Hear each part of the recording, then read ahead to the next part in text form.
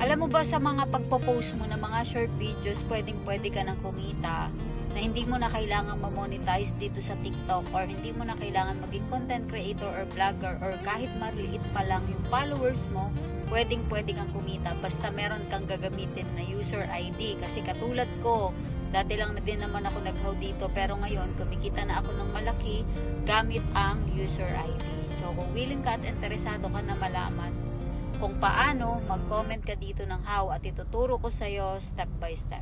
See you! Kung isa ka sa madaanan ng video na to, i-comment mo naman dyan kung anong trabaho mo at saang bansa ka ngayon. At mamimili kami ng mga bagong matutulungan at mabibigyan ng lifetime opportunity ngayong taon. At sana, ikaw na yon. Kung isa ka sa nadaanan ng video na to, huwag ka muna mag-i-scroll. Meron akong good news para sa'yo kasi ngayon, naghahanap ulit ako ng mga bagong matuturuan ko na kumita gamit ang Facebook at TikTok. At kung paano ka din magkakaroon ng sarili mong user ID para na sa ganon may access ka para pagkakitaan yung social media mo.